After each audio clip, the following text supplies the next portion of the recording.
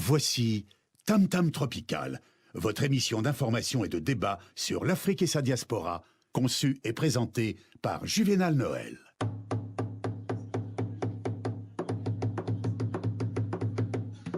Plusieurs siècles avant la création du télégraphe, au cœur de la forêt équatoriale d'Afrique, les populations communiquaient déjà à distance, grâce au tam-tam. En un temps record, des messages étaient relayés dans plusieurs contrées. Tam-tam Tropical, l'Afrique chez vous, chaque mardi de 19h à 20h sur Radio Pluriel.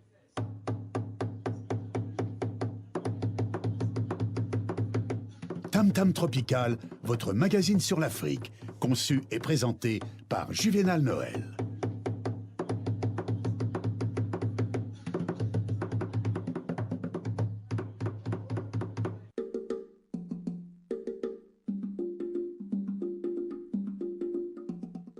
À la une d'actualité de ce mardi soir, c'est Khalifa Sall qui dépose une caution de 1,8 milliard de francs. C'est l'avocat du maire de Dakar, Khalifa Sall, qui annonce avoir déposé dans cette somme pour une caution pour obtenir sa liberté provisoire.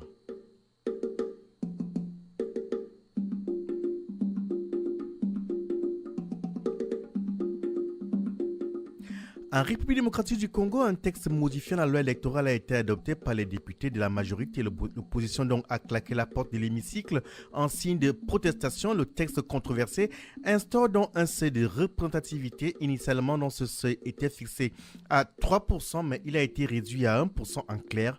Seront déclarés élus les candidats dont le parti aura obtenu un minimum de 1% des voix à l'échelle nationale. Et dans le cadre de notre réflexion à Boudjoufouline de ce mardi soir, nous reviendrons donc sur cette situation que vivent les Noirs qui sont toujours tenus captifs en situation d'esclaves dans le Maghreb.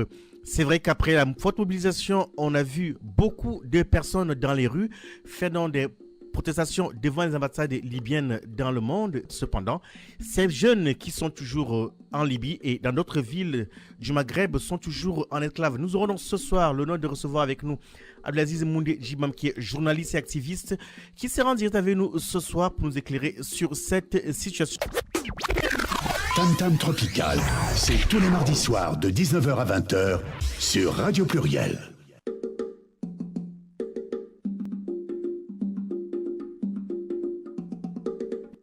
Mesdames, Messieurs, bonsoir. Nous sommes ensemble pour une cinquantaine de minutes d'informations et de débats sur l'Afrique et sa diaspora.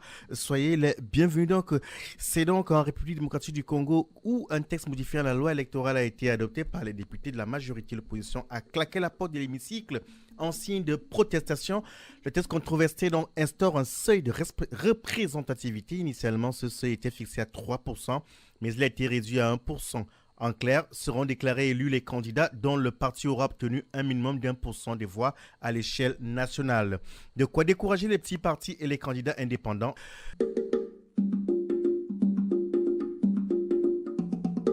Je vais annoncer donc en titre ce soir. Notre invité, c'est Abdelaziz Moundé Jibam. Il est journaliste, il est activiste. Il fait partie donc de cette équipe parisienne qui a pris donc le taureau par les cornes en organisant une marche le mois dernier, au mois de novembre, à la suite donc de ce reportage diffusé par la chaîne télévision américaine CNN. Abdelaziz Moundé, bonsoir.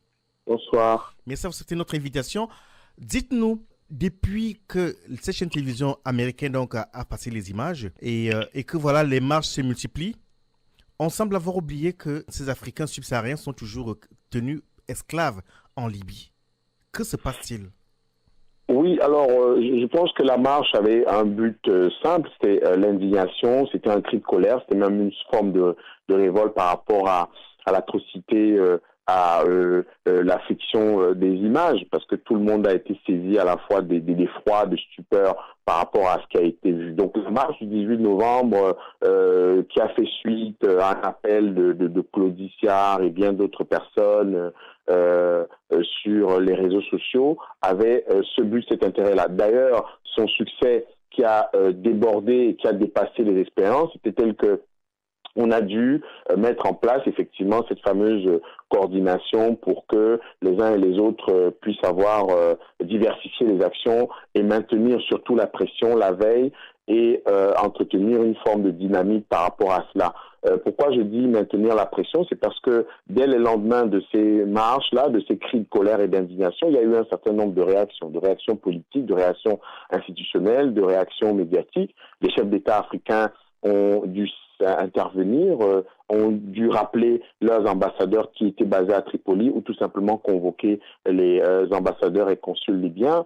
Ils ont décidé, pour certains, comme en Côte d'Ivoire, d'affréter des avions pour rapatrier des compatriotes. Il y en a à peu près 200 qui sont rentrés. L'Organisation internationale des migrations en a, en collaboration avec le gouvernement camerounais, en a rapatrié également environ 200.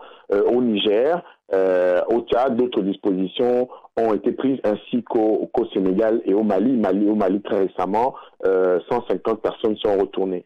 Et dès les lendemains de cette indignation-là, il y a un certain nombre de personnalités africaines, Monsieur Faki, qui est président de la commission de l'Union africaine, qui, en concertation avec ses pairs, a décidé de mettre à l'ordre du jour du sommet d'Abidjan, consacré au sommet Union africaine-Union européenne. Ils ont mis à l'ordre du jour cette question libyenne avec un certain nombre de décisions et d'annonces qui ont été faites, notamment le rapatriement en urgence de 3800 migrants, ceux qui ont été identifiés à Tripoli, en attendant que le reste, environ entre 400 000 et 700 000, il faut dire, qui sont détenus dans les prisons que contrôlent les milices, dans ce pays qui est déstabilisé depuis 2011. Donc, en attendant que le processus d'identification, le processus de recensement soit fait pour l'ensemble de ces migrants subsahariens qui vivent et qui subissent ces atrocités dans les geôles et les camps libyens.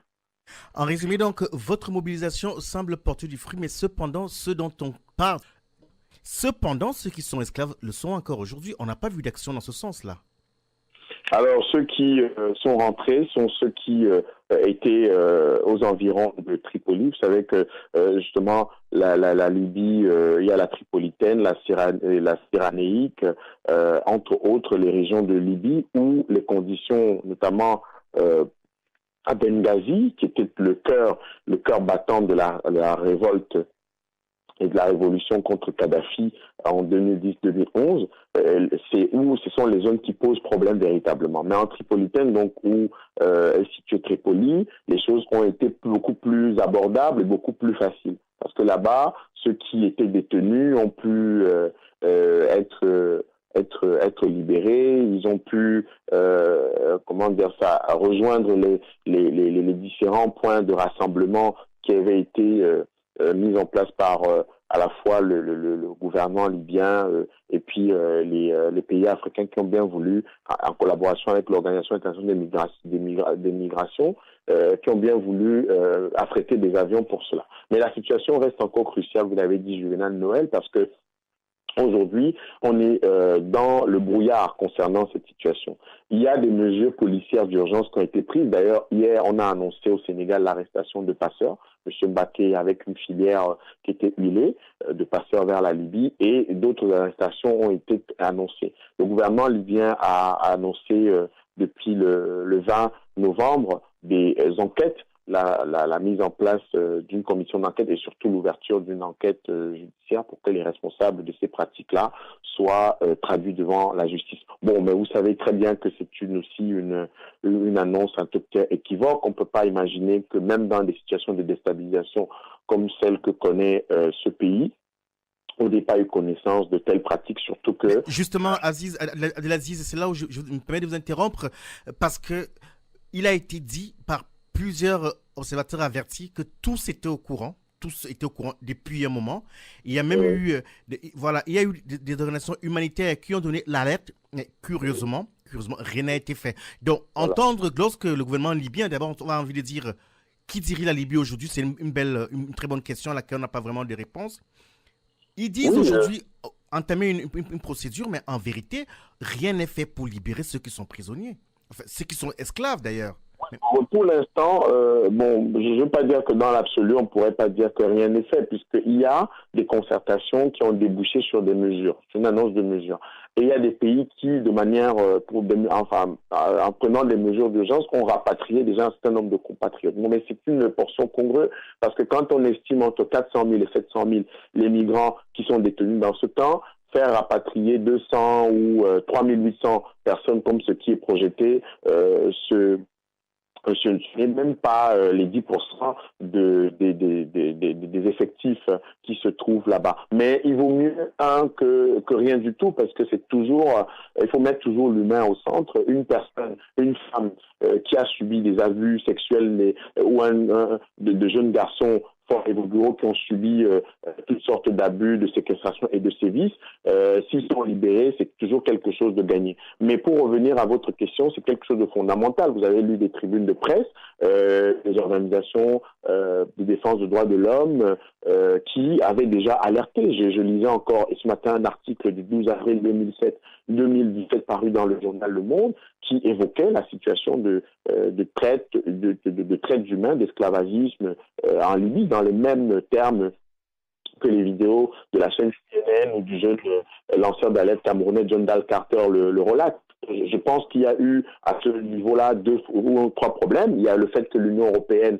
avec le gouvernement de l'Union nationale libyen, avait un accord pour contenir les migrants pour qu'ils ne puissent pas traverser la Méditerranée et arriver donc en Italie, qui est le point en fait de départ d'une migration, enfin d'une installation dans différents pays européens. Je pense que l'Union européenne a fermé les yeux devant cette situation parce que effectivement la Libye était devenue un partenaire dans la gestion des flux migratoires. Et deuxièmement, concernant la Libye, vous savez que depuis la déstabilisation de 2011, dont les acteurs sont connus et qui n'ont pas prévu, je parle de Nicolas Sarkozy entre autres, qui n'ont pas prévu l'après. Donc c'est-à-dire que avec leurs amis et alliés à Benghazi, ils ont débarqué le colonel Kadhafi, ils l'ont assassiné, mais ils n'ont pas prévu derrière une situation aussi catastrophique, puisque les milices qui contrôlent à la fois Tripoli, l'Est, l'Ouest ou le Sud de ce pays-là sont véritablement maîtres du terrain. Et on a du mal à imaginer que la situation pourrait être réglée sans que ces milices-là donnent le coopèrent ou tout simplement donnent leur avis par rapport à ce qui devrait se passer. Donc Bien. voilà. Oui, donc voilà la situation, mais la question, on revient tout à l'heure sur ce qui est en train d'être fait, mais ma préoccupation reste aussi les réactions, on va dire, mitigées des dirigeants africains sur cette situation. Oui, alors les dirigeants africains sur ces situations, déjà il faut saluer ceux qui ont réagi positivement. Le président Kagame qui s'est dit prêt à accueillir 30 000 migrants parmi ceux qui s'y trouvent, ceux qui ont pris immédiatement le taureau par les cornes en dénonçant la situation, en s'indignant face à cette situation-là. Mais de manière classique et générale, c'est à eux qu'incombe aussi une grande part de cette responsabilité. Vous savez que les départs de ces jeunes-là sont liés et fondamentalement liés aux questions de pauvreté, aux questions de malgouvernance, aux questions d'absence d'opportunités locales pour la jeunesse. Il n'y a pas beaucoup de pays subsahariens où existe véritablement de politiques d'emploi, de politique de la jeunesse qui soient liées à 2 choses. D'ailleurs, d'abord, le système éducatif qui formerait des jeunes prêts à l'emploi, ce qu'on a appelé généralement l'adéquation entre la formation et l'emploi, et puis deuxièmement, en termes d'orientation et de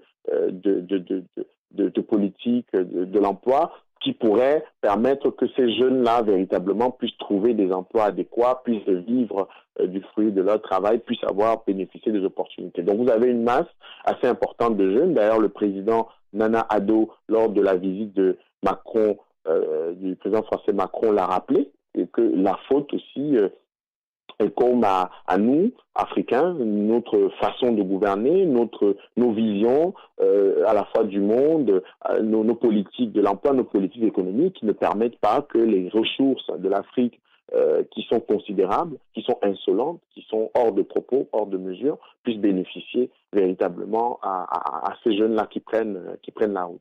Est-ce que vous pensez, Abdelaziz Moundé, que ce mouvement qui existe actuellement depuis que Claudie Sierra a lancé son cri d'alerte, est-ce que vous pensez que ce mouvement peut arriver à faire bouger les lignes au niveau des dirigeants africains? Je pense que l'indignation qui a été cristallisée ou traduite sous la forme de manifestations qui continuent d'ailleurs, je pense que c'est un momentum, c'est un tempo, c'est un moment particulier. les gouvernants ont une responsabilité permanente, celle d'assurer aux populations un mieux-être ou un bien-être. Et qu'il s'agisse de les booster, comme ça se voit en France ou ailleurs, par, la mobilisation de rue. Vous savez, ici, quand il y a 1 million de personnes dans la rue, ça peut sensibiliser les dirigeants. Donc, je pense que les réactions qui ont été celles des dirigeants africains, puisque c'était où l'indignation était double, à la fois face aux atrocités, mais aussi face à l'indifférence, on va dire, des gouvernants africains. Moi, je constate que beaucoup, parfois, imputent ou incriminent les jeunes d'être allés se faire esclavagiser par leur propre gré. Ce n'est pas normal. Il faudrait que ça change. Je pense que la mobilisation qui est la nôtre aujourd'hui, de manière générale, elle est aussi liée, elle a aussi cette vocation-là, c'est de mobiliser, c'est de sensibiliser, c'est de faire prendre conscience à nos dirigeants que la responsabilité première aujourd'hui leur incombe dans cette situation. Abdelaziz Moundé, on a même vu des capitales africaines où des jeunes qui manifestaient devant des représentations diplomatiques libyennes ont été arrêtés carrément. Est-ce qu'on peut comprendre ça a été le cas à Yaoundé avec Sidiki Sangou et Rafotine. Ça a été le cas également à Bamako où, devant la place de l'Indépendance, les manifestants ont été dispersés. Il y a eu une protestation contre cet état de choses. Je pense que ce n'est pas normal que nous puissions avoir la possibilité ici en France de manifester de manière plutôt libre, et que dans nos pays africains où certaines des causes de départ de ces migrants sont cruciales, qu'on ne puisse pas avoir la possibilité de le faire. Les protestations devant l'ambassade de la Libye ou devant l'Union européenne, les représentations de l'Union européenne sont tout à fait normales. La liberté de manifestation, c'est une modalité de la liberté d'expression qui est garantie par la Déclaration universelle des droits de l'homme. Je pense que la question libyenne pose aussi la question des droits sur le continent. À quand des chartes contre l'esclavage? À quand des chartes de droits fondamentaux en Afrique qui garantiraient à chaque citoyen africain ses libertés? Parce que c'est aussi un problème aujourd'hui sur le continent. C'est-à-dire que on peut s'indigner, on peut pousser des cris de colère, mais on ne peut pas l'exprimer, on ne peut pas le manifester, comme vous l'avez relevé sur la question libyenne, d'où l'ambiguïté et d'où l'ambivalence qu'on perçoit chez nos chefs d'État et chez nos dirigeants. Est-ce qu'on peut aller jusqu'à penser que ces pays-là ces dirigeants sont complices lorsqu'ils vont jusqu'à arrêter carrément et voilà, arrêter ceux des citoyens qui expriment leur mécontentement? Oui, c'est parce que il y a une crainte, c'est une crainte généralement qui est liée au fait que les mouvements sociaux ou les mouvements de la société civile sont incontrôlables. Donc on essaie de prévenir, de les contenir à la base. Mais je pense que il y a une réflexion en profondeur à faire sur la question. Je pense que on a évoqué tout à l'heure la question des droits fondamentaux, on a évoqué tout à l'heure la question de la gouvernance sur le continent qui pose clairement problème. Responsabiliser les gouvernants, qu'ils soient au service des populations, qu'ils disent ce qu'ils font et qu'ils fassent ce qu'ils disent, qu'ils ne s'éternisent pas au pouvoir, que le temps qu'ils passent au pouvoir soit mis à profit pour faire progresser, avancer les pays, pour que la lutte contre la pauvreté ne soit pas simplement un slogan, mais de vraies réalités sur le continent, pour que ces situations horribles de gens qui sont obligés de quitter leur village, leur famille, ceux qu'ils aiment, pour pouvoir, de manière très ingénieuse comme ça, traverser la Méditerranée ou désespérer encore traverser la Méditerranée. Je pense que cette énergie, cette résilience, ce courage, ça doivent être des forces vitales, une énergie cinétique pour que le continent se développe. Vous voulez passer tout de suite à l'antenne? Composez vite le 04 78 21 05 95. On vous attend. Bien, pour ceux qui joignent à nous, à ce moment, nous recevons ce soir Abdelaziz Moundé Jibam. Il est journaliste, activiste sur les réseaux sociaux. Il est également analyse des questions africaines. Il fait partie de ce comité qui s'est spontanément créé pour lutter, pour sensibiliser et dénoncer l'esclavage des Nord-Africains migrants qui sont tenus toujours esclavagisés en Libye et dans d'autres villes du Maghreb. Pendant qu'Abdelaziz Moundé nous expliquait donc la situation, un auditeur nous a rejoint, madame ou monsieur. Bonsoir. Allô? Allô? Oui, bonsoir. Vous avez posé votre question, s'il vous plaît. Bonsoir, c'est Jean-Noël. C'est bien Juvenal Noël. Quelle est votre question? Comment vous Professeur appelez Jean d'abord? Delagua. Professeur Jean Delagua. Oui, allez-y. Quelle est votre question? Oui, je voudrais réagir à ce que notre orateur a dit. Il s'appelle Abdelaziz Moundé Jibam. Abdelaziz Moundé. Allez-y. Oui. Je voulais rétorquer par quelque chose qui m'a un peu choqué là. Allez-y. Le contraire. Moi, je pense que la situation libyenne, évidemment, comme il a décrit, ça vient du fait que Kadhafi, une fois au pouvoir, avait essayé, n'est-ce pas, de bien cadrer la mentalité tout à fait libyenne. Dans la mesure où j'ai les preuves qu'il n'y a même pas les phénomènes domestiques, par exemple, en Libye. Tu vois? Donc, et donc, dans la tête des Libyens, l'idée d'esclavagisme ne pouvait pas exister. Mais comme ce sont les Occidentaux qui les ont manipulés, qui les ont trompés, aujourd'hui, évidemment, voilà, ça casse. Donc, la responsabilité, quand bien même serait venue de l'Union européenne et des Sarkozy surtout, il ne faut pas cacher les choses, mais aux Libyens, il y avait aussi cette volonté de ne pas faire ce qu'ils font, de tuer les gens, parce que les gens ont droit à voyager comme les veulent. Et ça, c'est tout à fait, dans les droits internationaux, ça existe. Pour empêcher à quelqu'un de voyager.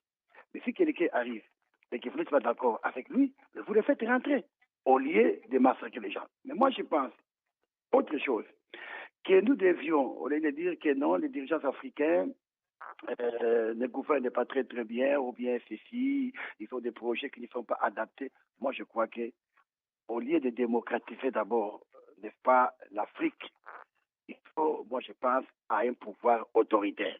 Il faut qu'on change de mentalité en Afrique. Il faut des dirigeants durs. En substance, vous voulez dire qu'en fait, que selon vous, c'est les pouvoirs il faut les hommes... Il faut un pouvoir autoritaire d'abord en Afrique. Pas de démocratie, c'est ça?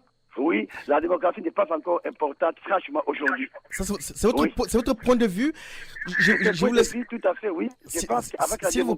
S'il vous plaît, aujourd'hui, il y a des Noirs migrants africains qui sont encore tenus en esclaves en Libye et dans d'autres villes du Maghreb. La question qui se pose, c'est depuis ces mobilisations, rien n'est fait. Alors la question que posait Abdelaziz Moundé tout à l'heure, c'est de savoir où est-ce qu'ils en sont, parce qu'effectivement, il fait partie de ce comité. Et vous nous dites ce soir qu'en fait, les pouvoirs qui sont en place dans ces pays, dans ces capitales africaines, ils ont besoin d'être encore durcis davantage, c'est ça? Oui, parce qu'il n'y a pas de pouvoir d'abord en Libye. Bien. La Libye a éclaté aujourd'hui, d'accord? Alors, Libye a éclaté. Mais je voudrais dire parler de l'Afrique en général. S'il vous plaît. Excusez-moi de vous couper, j'aimerais comprendre, parce que nous avons peu de temps, et je voudrais quand même cerner votre pensée. Selon vous, aujourd'hui, quand on parle des responsabilités, parce qu'elles sont multiples, il y a les dirigeants africains. Si les jeunes partent, c'est qu'il y a un problème sur place. On ne peut pas braver, séant des preuves, aller à 50 degrés comme ça dans le Maghreb, traverser, risquer sa vie. Et voilà, d'autres même, ils meurent pour rien. Il y a un réel souci, ça, on parle de le nier ce soir. Il y a la responsabilité des dirigeants africains. Il y a aussi l'Occident qui, passez-moi l'expression, a donné mandat à ces brigands. Parce j'ai encore à l'esprit les rencontres entre l'Union européenne et ses dirigeants du Maghreb, en fait. Ils ont donné un mandat, je me permets de le dire ce soir, en fait, pour esclavagiser. Parce qu'aujourd'hui, plusieurs structures, plusieurs organisations humanitaires disent avoir tiré la sonnette d'alarme en disant qu'effectivement, cette situation était intenable et personne n'a rien fait. Donc, pour moi, la responsabilité se trouve autant du côté de l'Occident que sur le continent africain. À votre avis, ils sont encore tenus en esclavage aujourd'hui? Et non, c'est une histoire qui est déjà caduque, anachronique depuis 1674. Donc, on ne peut plus revenir à l'esclavagisme. Bien. Laissez-moi... Alors, je vous ai entendu. Je donne la parole à Abdelaziz Moundé pour qu'il essaie de vous répondre. Abdelaziz Moundé. OK. Alors, donc, non, enfin, je pense que c'est bien qu'on ait un débat général sur la question que pose la situation en Libye. Et aussi, comme on dit chez les Bétis au Cameroun, dans la langue Ewondo, il y a un proverbe qui dit, je le traduis en français, que les vrais amis ne se cachent pas les nudités. C'est-à-dire que si on veut régler la question libyenne, il faut considérer trois choses. Un, il y a une situation, une culture esclavagiste dans l'islam qu'on n'a pas assez dénoncée. Je m'inscris en faux contre ceux qui veulent mettre de côté, battre en bref cette situation-là. Des chercheurs, des anthropologues, des historiens ont mis au jour cette situation qui résulte de la traite orientale qui a précédé la traite négrière. C'est un fait historique constant. Moi, je pense que dans les sociétés, ce n'est pas être savant ou être sachant que de parler justement de cette situation qui est taboue dans les sociétés musulmanes, arabo-musulmanes. Et d'ailleurs, Malek Chebel a commis un ouvrage remarquable là-dessus il y a quelques années. Malek Chebel qui est décédé l'année dernière, un anthropologue et philosophe d'origine algérienne qui était en France et qui a écrit L'esclavage en islam. Deuxièmement, c'est la question structurelle de la Libye, sa déstabilisation qui procède donc de cette guerre qui a été menée par Nicolas Sarkozy et sous l'égide entre guillemets de l'ONU et de l'OTAN, et qui n'a pas prévu un après, et qui a donc mis ce pays en coupe réglée et là littéralement laissé aux mains de milices, de bandits, de trafiquants. Aujourd'hui, dans le gouvernement d'union nationale, justement, les dissensions qu'on retrouvait pour le partage du gâteau se retrouvent aussi sur cette question-là. C'est-à-dire qu'on a l'impression que dès après les manifestations qui ont été organisées, cette levée de bouclier, cette indignation mondiale, ils ont voulu calmer le jeu en disant non, on va faire une enquête. Mais une enquête, on ne sait jamais quand elle aboutit. Il y a 3 régions de manière générale en Libye, la Cyrénaïque, la Tripolitaine et le Fezzan. Et il y a un point d'ancrage dans la Cyrénaïque, donc à Benghazi, et dans la Tripolitaine. Et heureusement qu'à Tripoli, il y a une situation relativement maîtrisée qui a permis que, par exemple, ces 3800 migrants qui probablement vont rentrer puissent être identifiés. Donc je pense que de ce point de vue, il faudrait être sérieux, il faudrait être rigoureux et courageux pour considérer la situation. Et puis maintenant, troisième chose, c'est une responsabilité africaine. Oui, tout ça c'est bon. Tout ce que là c'est très très bon, c'est tout à fait général, c'est très très connu. Mais le problème est aux Libyens d'abord eux-mêmes. Est-ce que les Libyens eux-mêmes, en tant que des responsables, ils ne peuvent pas respecter la dignité humaine? C'est ça le problème. Même si les Sarkozy et tous ces autres-là ont manipulé ces gens-là. Mais il faut dire aussi non. Et ça, vous devez dire, moi je crois que la solution serait de conscientiser franchement les Libyens, d'abord à mettre fin à ce phénomène qui est désastreux et qui nous ridiculise, qui humilie l'Afrique, et d'aider aux présidents africains, en général dans l'Union africaine, de créer un embargo. Il ne fallait pas reconnaître la personne humaine. Donc il faudra qu'à part la consécration, avoir des mesures qui viennent d'abord de l'Afrique. Comme ça, on va voir au moins celui qui est la main invisible va se faire dévoiler. Alors, Richard, si vous permettez, parce que c'est un échange très, très, très, très enrichissant, je pense qu'il y a 2 choses. Tout à l'heure, vous avez parlé de pouvoir, il faut des pouvoirs forts. Je ne sais pas si en Afrique, on se rend bien compte de ce que ce continent a 54 pays, a une diversité, une palette très large de formes de gouvernement depuis les temps anciens. Je ne vais pas parler des temps anciens parce que ça va nous prendre du temps. Je parle de la situation actuelle. On a vu cette semaine un président élu dans un pays qui s'appelle le Ghana. Le Ghana qui a à peu près le même âge, enfin entre guillemets, d'indépendance, puisque à partir de 57 et 1960, ces pays l'ont accédé à l'indépendance. On connaît une alternance régulière au Ghana depuis une dizaine d'années. C'est un pays où les présidents sont élus, sont débarqués. Quand tu travailles bien, tu peux faire 2 mandats. Quand tu travailles pas bien, on te débarque et puis on vote. Il y a des Comores aussi, il y a des Comores aussi qui fait ça. Voilà, on élit quelque chose, on élit quelqu'un d'autre. Dans le cas des Comores, par exemple, c'est une présidence tournante pour régler les problèmes de tribalisme qui se posent à l'ensemble du continent. Donc je pense que l'Afrique doit être son propre miroir. On doit se regarder en face. On doit aussi regarder chez le voisin. C'est-à-dire que les pouvoirs forts, on n'a pas besoin de pouvoirs forts, on a besoin d'institutions fortes sur le continent. Moi, je viens par exemple, et je cite toujours cet exemple-là, pas pour me référer simplement à Montélimar, mais je viens d'un pays, le Cameroun, où on a vu qu'il y a des pouvoirs traditionnels qui ont des institutions fortes depuis le 15e, le 14e siècle. Il y a des rituels, il y a des formes de gouvernement qui existent sur le continent depuis des siècles. Je voudrais donc savoir aujourd'hui, par rapport au comité qui existe à Paris, au comité parisien, où est-ce que vous en êtes concrètement au niveau des travaux? Alors, il y a 2 choses. C'est d'abord de superviser les manifestations. Nous recevons pas mal de frères, d'amis, d'Africains et d'Afro-descendants qui sont dans le monde, qui souhaiteraient effectivement organiser en coordination et en lien des manifestations, des rassemblements ou toutes sortes d'initiatives. Et donc, ils se mettent en lien. On essaye de coordonner, d'avoir un programme de manifestation qu'on met à la disposition du public à travers les réseaux sociaux pour que les uns et les autres soient informés. C'est ce qu'on a fait. Washington, Lausanne, Genève, Luxembourg, Nantes, La Rochelle, Marseille, Lyon, Bordeaux et d'autres capitales et d'autres lieux encore. Et même en Afrique, à Yaoundé, à Bamako et il y a 2 jours à Dakar au Sénégal.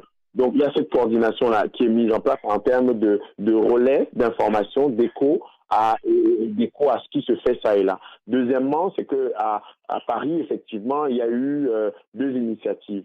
Un comité de coordination des collectifs et associations contre l'esclavage en Libye, donc sur la question stricto sensu libyenne. Et puis, maintenant, de manière générale, une coordination des actions contre l'esclavage. Parce que cette pratique-là a plusieurs visages, plusieurs formes, et se décline selon plusieurs modalités sur le continent africain et ailleurs dans le monde. Donc, nous avons voulu que la question libyenne, puisqu'elle concernait l'actualité, soit traitée de manière particulière, puisque Juvénal Noël, vous l'évoquez tout à l'heure, il y a des mesures qui doivent être prises, il y a un suivi et une veille qui doit être maintenue. Maintenant, de manière générale, sur le continent africain, il y a eu une réunion à Charleroi à l'initiative d'André Hinda avec une déclaration de Charleroi sur l'esclavage, contre l'esclavage en Afrique. Je pense que c'est un modèle très intéressant. Il faudrait qu'un sommet de l'Union africaine soit consacré à cette question-là de l'esclavage et des droits humains en Afrique pour qu'une déclaration, une charte puisse être contraignante au niveau des États.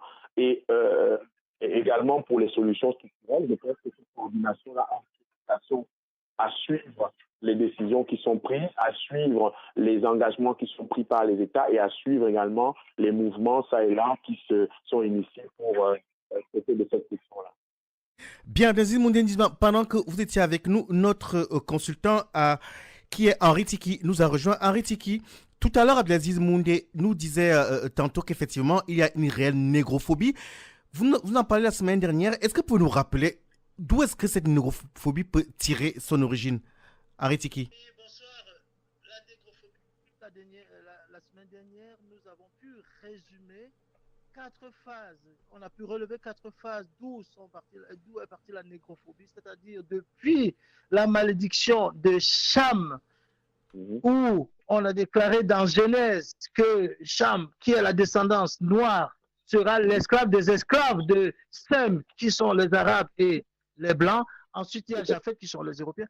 Plus tard, on a eu le Code noir qui a statué, qui a légalisé, qui a organisé l'esclavage. Et plus loin encore, nous avons eu le siècle des Lumières avec tous les philosophes qui étaient dans l'inquiétude, l'ignorance et l'obscurantisme pour alimenter, théoriser la condescendance, la négrophobie. Et plus proche de nous, on a eu 3 chefs d'État français, dont Jacques Chirac, Nicolas Sarkozy et Macron, qui ont eu un discours très négrophobe. Donc, voilà les 4 phases que j'ai pu relever qui ont alimenté et statué. Ce sont les phases fondamentales de la négrophobie. Je vais vous dire, oui. Mais j'entends ce que vous dites. Est-ce que cela peut suffire pour qu'à notre époque actuelle, qu'on arrive encore à esclavagiser les Noirs? Je vais vous dire une chose. Vous savez, la négrophobie est dans l'inconscient collectif des Européens et des Arabes. La considération que j'ai de toi conditionne mon comportement à ton égard. Ça veut dire que si dans mon esprit, dans mon inconscient collectif, je pense que tu es esclave, tu es un carlouche, tu es un noir, tu es un sous-homme, mon comportement à ton égard, même au 21e siècle, j'ai une attitude de condescendance et de mépris à ton égard.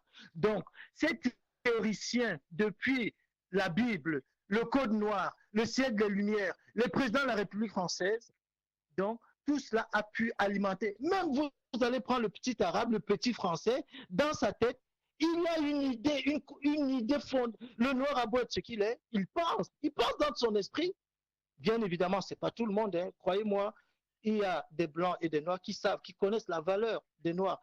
Mais la question pour moi était de comprendre d'où vient la négrophobie. Maintenant, quelle est la solution? Qu'est-ce qu'il faut faire pour que nous, Noirs, trouvons des solutions pour aller au-delà de la négrophobie? On n'a plus besoin d'eux aujourd'hui.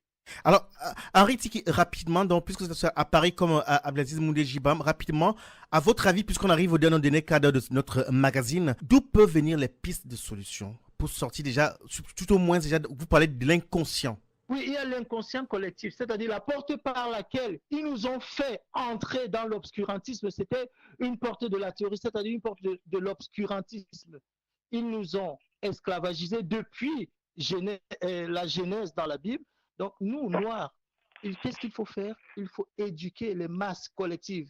Il faut rappeler au peuple noir qui nous avons été avant la théorie de Genèse, avant, vous savez, la Bible, elle est récente, hein. Qui avons-nous été avant l'esclavage? Qui avons-nous été? Ça veut dire qu'il faut éduquer les masses noires. Il faut réintroduire dans les programmes scolaires l'histoire de l'Afrique. Pas l'histoire de l'Afrique seulement dans l'esclavage. Ça veut dire que si les Blancs, les Arabes sont avec nous, il faut qu'ils reviennent dans la Genèse, il faut qu'ils reviennent dans le siècle des Lumières, dans le Code noir, pour exprimer. Mais nous savons aujourd'hui qu'ils ne seront pas avec nous. Nous prenons nos responsabilités et nous allons éduquer les masses populaires. Ça veut dire qu'il faut que nos enfants, nos petits-enfants aient les référentiels, les repères de ceux qu'on a été. Je le dis encore, une vache noire, une vache blanche, les deux restent des vaches. C'est la race animale. On est bien d'accord. On ne peut pas prétendre une race. Vous savez, la théorie des races, de Gobineau, les inégalités des races, ça n'existe pas. C'était de l'inculture, de l'obscurantisme. Donc nous, on prend nos responsabilités. On n'a plus besoin d'eux pour se façonner par nous-mêmes, pour s'éduquer par nous-mêmes. Ça veut dire que nos enfants vont grandir avec l'idée du noir, de ce que le noir a été depuis la nuit des temps. On n'a plus besoin d'eux pour nous valider en tant qu'être humain, en tant que valorisation d'humain. Vous savez, les Chinois n'ont pas besoin de blanc pour être chinois. C'est entendu, C'est entendu, Henri Tiki. À votre avis, il faut passer par une phase d'éducation. Et là, je me tourne de nouveau vers Abdelaziz Moundé. Dites-nous, est-ce qu'aujourd'hui, il existe déjà dans votre démarche, dans le collectif qui s'est créé spontanément le mois dernier, un agenda dans ce sens-là? Alors, il y a un travail qui est en train d'être fait, un travail d'harmonisation. Un travail d'harmonisation qui va déboucher sur quelques projets. C'est une marche des 100 000 à Paris, probablement en janvier. Il y a des forums que nous allons organiser dans différentes capitales africaines et européennes où se trouvent des afro-descendants, des Africains et afro-descendants, donc une forte diaspora africaine sur les questions. Monsieur Henri Tiki venait d'évoquer tout à l'heure des questions fondamentales. Je pense que la question du racisme, vous avez vu cette tribune dans Libération, pris en esclave parce que noir. Je pense que cette question fondamentale doit être posée. C'est-à-dire que la négrophobie, on a rencontré lors de la mise en place du comité de coordination à la Bourse du Travail le samedi 25 novembre, des Arabes, des Algériens, Marocains, qui ont créé un comité contre la négrophobie dans le monde arabe. Je pense que des initiatives comme ça, nous allons les mettre en connexion pour pouvoir en discuter. Il faut établir les ponts. Il faut crever l'abcès. Il faut interroger l'histoire. Je pense que l'inconscient collectif dont parle avec beaucoup de justesse Henri Tiki est aussi un des ferments de cette culture auto-entretenue. Il y a des formes d'esclavage moderne, il y a un regard qui est porté sur le monde noir, il y a un regard qui est porté sur les noirs dans le monde qui doit être exorcisé, neutralisé et éradiqué. Et ça passe par un travail à la fois pédagogique, un travail politique, un travail sociétal, un travail culturel et un travail citoyen. Et je pense que, comme on dit à quelque chose, malheur est bon. Peut-être que cette colère a vivé, peut-être que cette indignation collective et générale va permettre, effectivement, si nous sommes conscients, si nous sommes sérieux, si nous sommes rigoureux, de traiter véritablement ce problème. Donc, la marche des 100 000 contre l'esclavage, le racisme et pour de nouvelles solidarités. Évidemment, la question des causes, la gouvernance en Afrique et puis également l'exploitation des matières premières africaines. Vous savez très très bien que l'autre jour, quand le président Macron a fait une boutade en répondant à un étudiant au Burkina Faso, lui disant que ce n'est pas à lui de s'occuper de l'électricité au Burkina, donc de réparer, que c'est au président Kaboré de réparer les climatiseurs. Évidemment, on lui a répondu, oui, ce n'est pas à vous de vous occuper de l'électricité au Burkina, mais c'est à vous de payer le juste prix pour l'uranium du Niger, comme celui du Gabon qui a été exploité de 55 à 99, laissant sur le carreau plus de 400 familles gabonaises qui sont décédées et qui aujourd'hui n'ont pas d'indemnisation. Donc je pense qu'il faut de la cohérence, il faut de la vérité, il faut de la justice pour que ces problèmes de manière générale, puissent être traités dans sa globalité. Tam Tam Tropical, c'est tous les mardis soirs de 19h à 20h sur Radio Pluriel. Bien, notre magazine arrive inexorablement donc à son terme, encore 5 dernières minutes. Donc, nous recevons ce soir Abdelaziz Moundé Jibam, qui est journaliste, activiste sur les réseaux sociaux également. Il est analyste des questions africaines. Avec lui également à Paris, Henri Tiki, qui est psychologue clinicien, qui est consultant. Vous êtes tous d'accord sur le point qu'effectivement, il y a un travail à faire, un travail d'éducation. Et au niveau des responsabilités, parce que pour une fois, on a l'impression que pour un crime qui s'est perpétué encore sous nos yeux, pour un crime, en fait, quand on établit les responsabilités, elles ne sont pas toutes au même niveau, et pourtant, la main qui a tué le colonel Kadhafi, ceux qui ont poussé à la destruction du régime libyen, on les connaît aujourd'hui, ce sont nos contemporains. On a le sentiment qu'effectivement, on parle très peu de cela. Très rapidement, Aritiki.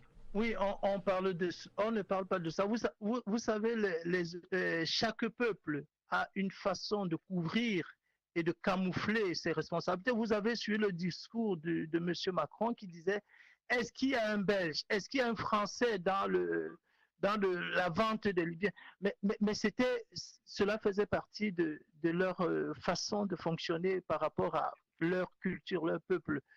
Ils sont responsables. Je dis toujours, quand Hitler vendait des Juifs, il y avait des Français qui ont collaboré. Donc, sur le problème libyen, les Français, Sarkozy est le seul responsable, dont la France est responsable. Il y a l'Italie, je pense que l'Italie a signé des contrats avec des rebelles libyens pour pouvoir maintenir les Noirs et faire ce qu'ils veulent des Noirs. Moi, je dis, j'ai plus envie de parler des différentes responsabilités. Je dis, nous, les Noirs, on prend nos responsabilités, on va aller libérer nos frères. Par ailleurs, je dis, j'ai un message à dire à tous les Noirs, si vous le permettez, j'en ai pour 30 secondes. Très rapidement. Il faut qu'on apprenne à ne plus tenir compte de ce que eux ils pensent de nous. Chaque fois, ils nous traitent de singes, ils nous traitent de ceci. La pensée de ce qu'ils ont, c'est-à-dire tout ce qu'ils pensent de nous, ne fait pas de nous ce qu'ils disent. Ils ont beau me traiter de singe, je sais que je ne suis pas un singe. Si d'ailleurs eux ils voient en moi un singe, je pense que eux ils sont une urgence en psychiatrie. Vous comprenez? Ce qu'ils pensent de nous ne fait pas de nous ce qu'ils disent. C'est entendu, Henri Tiki. C'est entendu. Alors, Abdelaziz Moundé, dites-nous, dans les 5 dernières minutes qui restent, dans le travail qui s'est fait aujourd'hui, quelle est l'urgence dans votre démarche? L'urgence, c'est bien évidemment le retour, la libération de tous les détenus, de tous ceux qui ont été soumis en servitude, mis en esclavage en Libye, qui sont en Cyrénaïque, en Tripolitaine et dans le Fezzan, dans la localité de Sabra, à Benghazi, dans ces localités qui sont le glacis, l'épicentre de cette pratique de traite humaine. Donc je pense que il y a eu une annonce très claire. L'Union africaine a tenu une réunion d'urgence hier avec ses partenaires, des organisations internationales, des ONG, pour que le rapatriement des 3800 migrants soit effectif d'ici un mois. Il reste la question cruciale de ce nombre compris entre 400 000 et 700 000 personnes qui sont détenues là-bas. Il faut les identifier. Le Maroc a déjà apporté une contribution ferme. Le Rwanda également est prêt à en accueillir. Mais il faut surtout qu'on puisse les identifier, qu'on puisse les répertorier et surtout que le gouvernement d'union nationale libyen joue le jeu. Je dis bien joue le jeu totalement. Parce que il y a beaucoup de complicité, il y a beaucoup de personnes impliquées, des gens en haut lieu, et la crainte c'est que on ait des effets d'annonce, un écran de fumée qui est brandi et un gouvernement qui joue la montre. Donc les deux priorités, c'est de libérer, c'est de rapatrier les 3800, mais c'est surtout de libérer les près de 700 000 qui sont encore détenus dans ces camps de concentration en Libye. Merci beaucoup Aziz Moundé Jibamdou pour votre contribution à l'émission de ce soir. On espère avoir apporté donc une information de plus à ceux qui nous écoutent et au plaisir. Bonne soirée. Merci Henri Tiki d'avoir accepté de jouer le jeu. Merci à vous et bon courage. Merci. Notre magazine arrive à son terme, mes auditeurs. On vous donne rendez-vous mardi prochain pour une autre édition de Tam Tam Tropical. Plusieurs siècles avant la création du télégraphe, au cœur de la forêt équatoriale d'Afrique, les populations communiquaient déjà à distance, grâce au tam-tam. En un temps record, des messages étaient relayés dans plusieurs contrées. Tam Tam Tropical, l'Afrique chez vous. Chaque mardi de 19h à 20h sur Radio Pluriel.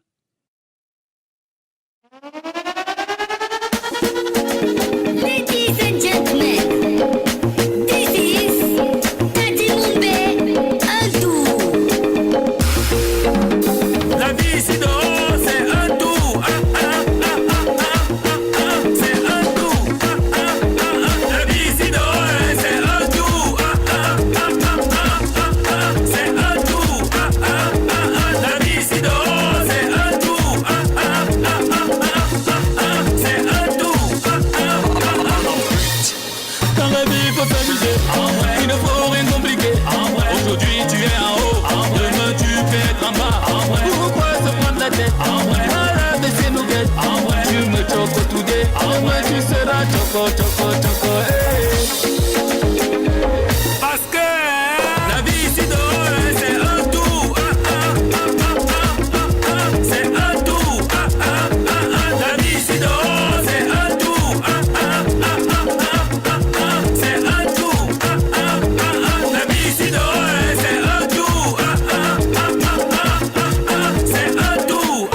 Jusqu'un jour je m'en irai, loin de vous mes sales frères, loin de bien de cette terre, je refuse me prendre la tête. Sylvienne a dit que Flo a dit que moi j'ai dit que tu m'as dit, pardon arrêtez avec ça, on veut enjoy le Makossa. De Yaoundé à Lomé, d'Abuja à Douala, de Bamako à Malabo, d'Abidjan à N'Djamena, de Nairobi à Libreville, Ouagadougou, Cotonou, Conakry.